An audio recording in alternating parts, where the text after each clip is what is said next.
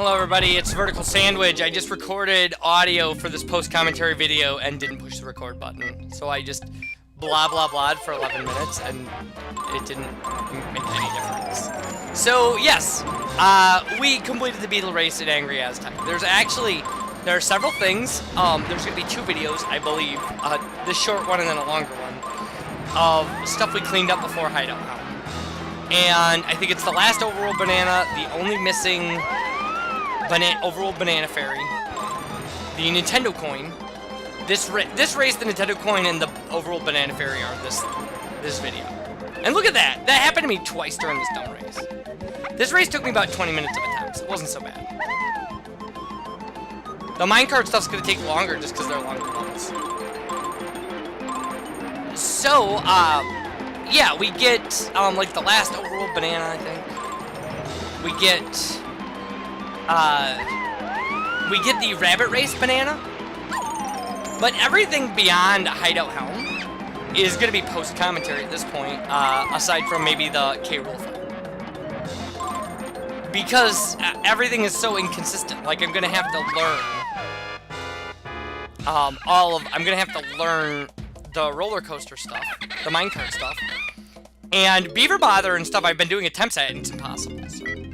So here's some things about this race that I learned. If you don't get an attack in on him right away, you can pass him right there, right at that turn on the right-hand side without getting hit.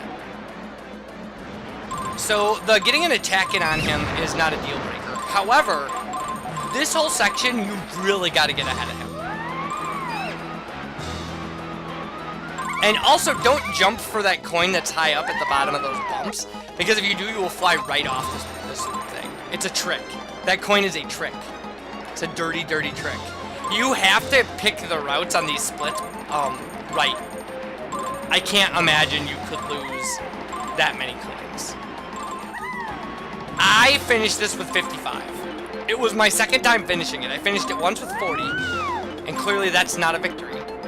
But on this tight turn, if you can take it slow and stay towards the middle, and I mean really slow, without him, you know, hitting you, you're good. Like, you'll pick up a lot of coins. The issue is, if I had been hit by him twice, I would not have succeeded at this.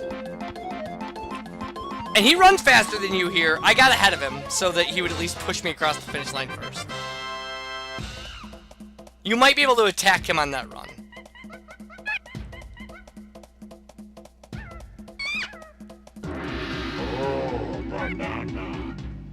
So there we go. I only had to beat him once, but that clears out Angry Aztec for us. It's done.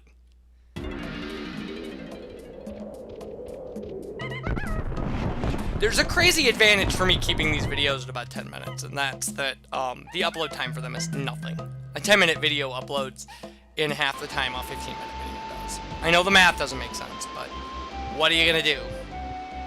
So if we go to the lobby of Fungi Forest, this is where the last overworld banana fairy is. And unless you were really lucky or really observant, I don't know that you would find this on your own. I never would have. So up near the ceiling, there's like a little door, with a switch for Tiny's weapon.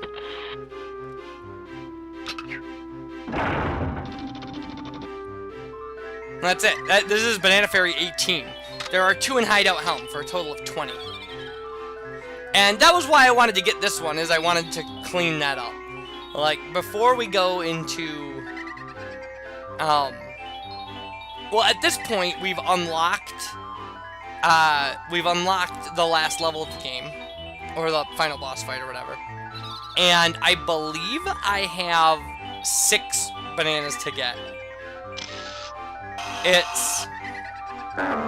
It's the Diddy Kills Everything banana in Crystal Caves. It's 3 minecarts, or maybe it's 2, I don't even remember. I think it's 3 minecarts, and then it's 2 Beaver Bothers. As ridiculous as that is. And this Banana Fairy takes me forever. This is easily the longest Banana Fairy, and that includes the one in the sunken ship.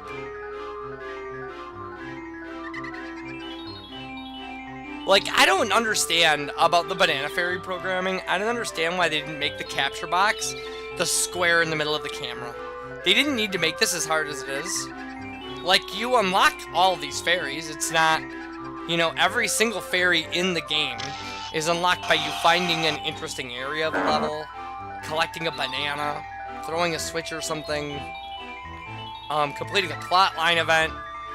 None of them are free, so I don't know why they decided to make catching them really difficult.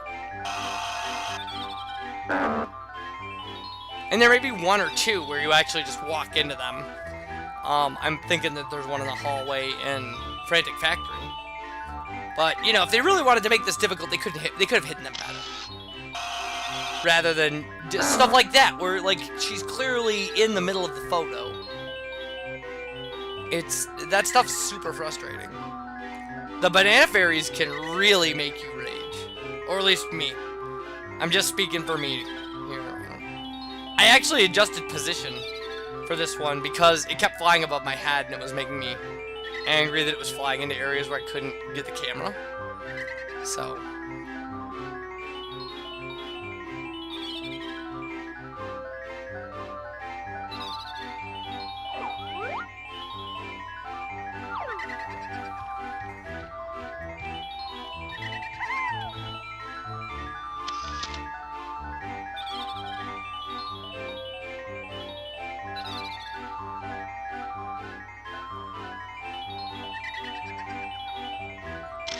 So there, that was what we needed. So that finishes off Overworld Banana Fairies.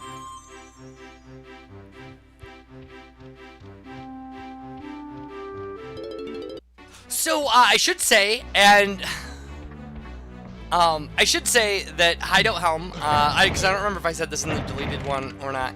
Hideout Helm requires the Nintendo coin and the Rare coin, and 4 battle crowns. It actually doesn't require any blueprints, but if you don't collect any blueprints, I think you have 12 minutes to finish the challenges in it and stuff. And I could never do that. That would never work.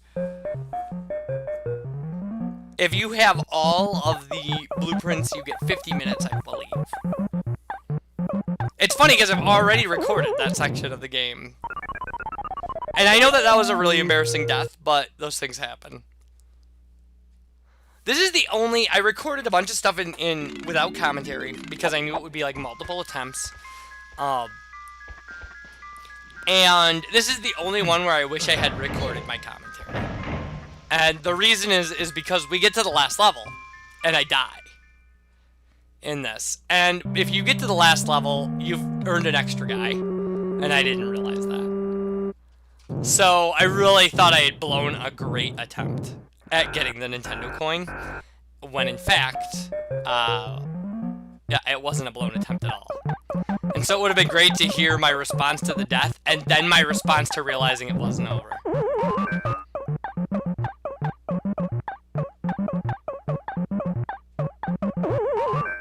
And I like how good this makes you get at Donkey Kong.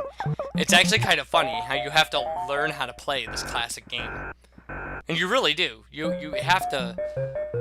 You really have to develop strategies and learn, and I don't know how well they would translate. Like, if you... You know, if you took this and went to an arcade that was running an original Donkey Kong game. You know, if you could actually get through the first 4 levels. I also love that this is the only point in the game where I use the D-pad. I don't think you can use the D-pad for a lot of the normal game. But, yeah, like, I instinctively switched to the D-pad. I wish what they had embedded in this game wasn't the original Donkey Kong. I wish what they had embedded in this game was Donkey Kong, Donkey Kong Jr.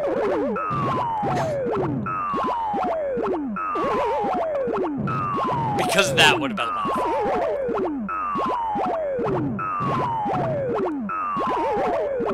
If there were a few things that I wish I actually owned from the original Nintendo cartridges I had when I was a kid, Donkey Kong Jr. and Donkey Kong 3 are the... Because the variations of Donkey Kong that came out after this for the NES, they were great. They were fantastic.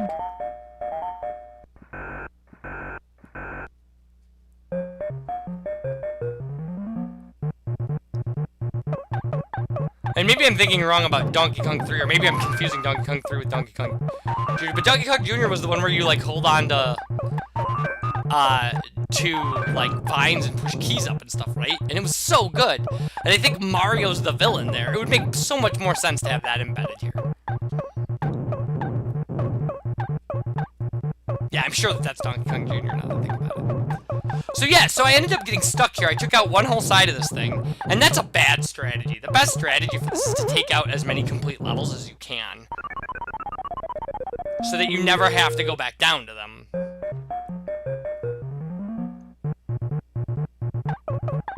So something like this should always be your first move. And then you just see what the fireballs give you. And then I also remembered that this is the only level in the game, like in original Donkey Kong, where the hammer is like the best thing ever. Like any other level, it's just like the hammer is a dumb move. But in this move, it actually kills enemies faster than they will respawn, and creates a safe space for you for a while. And that's huge. And that guy going down that ladder was just a gift. It was just an absolute gift. So there we go. So now we have the Nintendo coin. We have the Nintendo coin and the Rare coin. We already got enough battle crowns, but I want to get all of the remaining ones before we go into Hideout Helm. We're in great shape. Like, fantastically great shape. And I actually forgot that I had to enter my initials. And was a little disappointed I didn't beat my own top score.